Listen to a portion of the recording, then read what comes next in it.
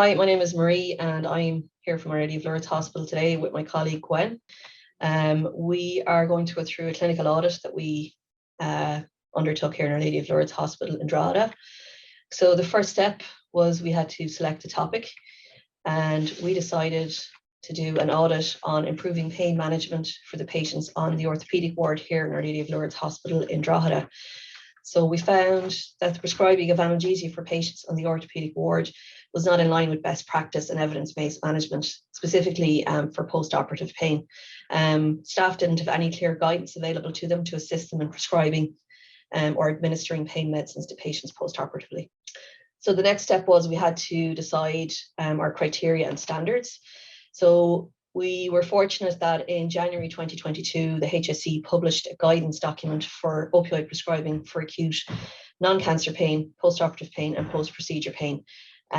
So we use this as our baseline to develop our guidelines. A multidisciplinary team was involved in developing these guidelines. So we had input from orthogeriatrician, pharmacy, anaesthetics, and a clinical nurse specialist in pain management. Using these people, we developed 3 documents. So we developed a post-operative opioid conversion table, an orthopedic analgesia pathway, and an opioid patient information leaflet.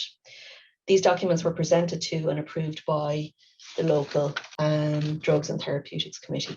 I'll hand over to my colleague Gwen. Hi, I'm Gwen.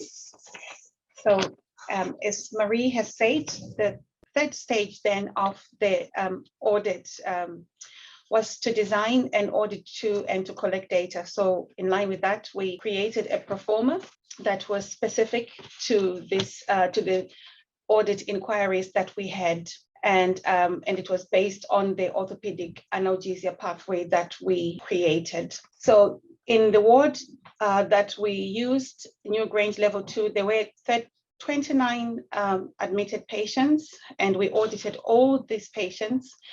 Data was sourced from IPIMS, which is the Eye Patient Management System, WinPath for blood results. We also consulted the patient codexes to review the medications that they were prescribed at the time of audit. And ECG reports were also reviewed just to ensure that the patient's QTCs were appropriate for the drugs prescribed, and also finally patient notes. And then data analysis.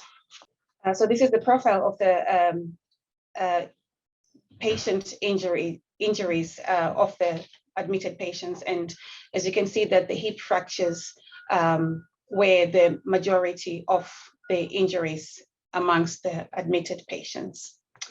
And the other chart is just an illustration of the length of stay.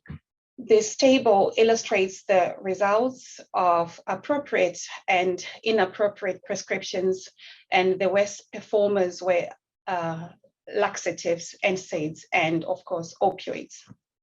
So what we found was that in terms of non-steroidal analgesic agents, 75% of patients were prescribed NSAIDs. 3 prescriptions of these were inappropriate. And we found an incident in which a patient was prescribed regular diphene and at the same time apixaban. As a learning curve, an incident form was completed to this effect, and corrective measures were taken. In terms of opioids, 35% of the patients who were prescribed on opioids were on opioids for greater than 4 days post-op and not prescribed a regular opioid. So that meant that the patient was only prescribed PRN opioids. And in terms of laxatives, 27% of all patients prescribed opioids were not prescribed a laxative. And 25% of lactulose prescriptions were only charted as PRN. So in order to report our findings, we had to prepare a report.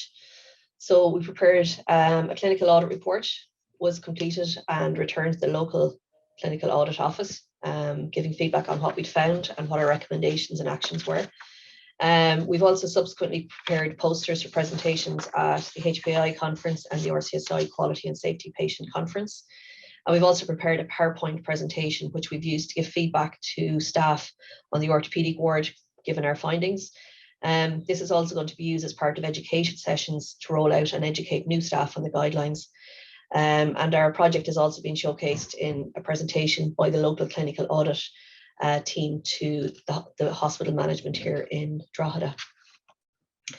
So given our findings, we had to then develop a plan and what actions we wanted to put in place to deal with our findings and to make things better. So there were a number of findings. The first one was that we wanted to have education sessions on the use of the new opioid conversion table and the analgesia pathway, specific to, and these were designed to be specific to the orthopedic ward. We also wanted to intensify the education sessions at the time of new staff rotations. During the project, we had 2 staff rotations, which made it a little bit more challenging. We also wanted to avoid the use of long-acting opioids in opioid-naive patients over 65 years, and we wanted to use only short-acting opioids in opioid-naive patients.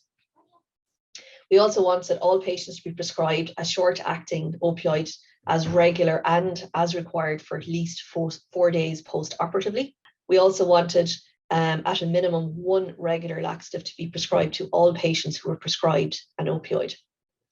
We also wanted lactulose to be prescribed regularly, and we wanted to avoid the use of non-steroidal anti-inflammatories in all patients over 65 years old. In terms of paracetamol, we wanted weight to be checked and LFTs, or hepatic function, to be checked before prescribing of paracetamol. And in terms of antiemetics, we wanted QTC and the Parkinson status of patients to be reviewed before prescribing an antiemetic to patients.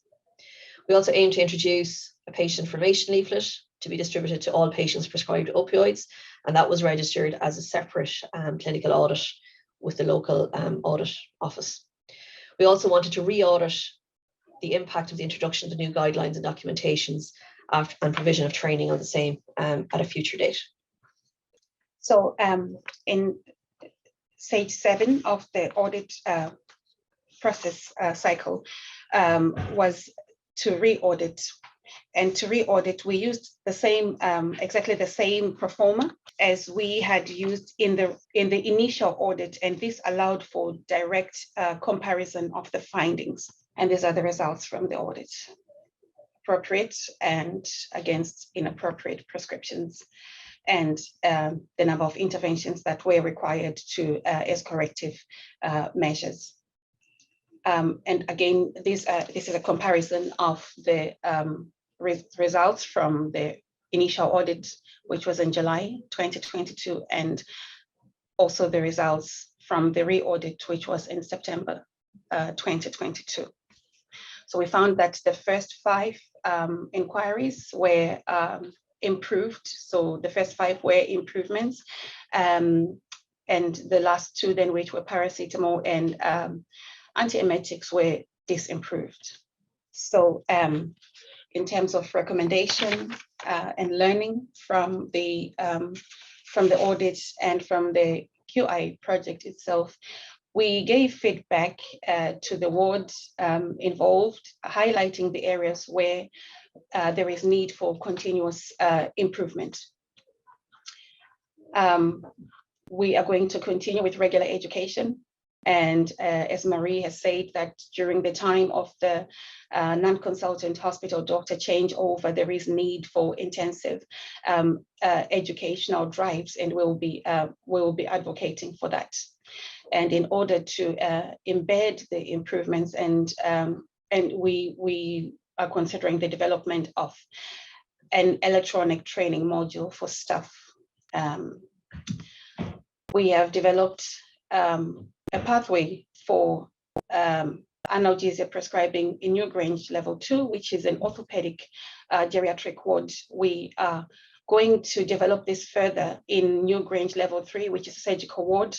And once this has been approved by the local Drugs and Therapeutics Committee, this can now be used in the wider hospital in the surgical ward. So this would include even the gynae maternity section as well. Patient survey on the patient information leaflet has been completed and registered with the Louth Hospital's database. So since we've started off this project, it had spread into a variety of different locations in a way we completely anticipated. So a colleague of ours who was working here and is now working in Beaumont has taken the guidelines there and is starting to use those. We undertook a patient survey on the patient information leaflet that we had developed. And we included in that survey questions from the National Inpatient Experience Survey to allow for local and national comparison.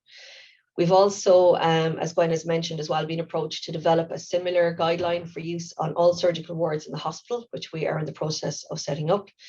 And lastly, then, we've been working with our physiotherapy colleagues who are going to re-examine the patients we originally audited from the perspective of mobility and ability to rehab post-operatively. We're going to look and see is there a difference between the patients before and after the guidelines were introduced on the ward.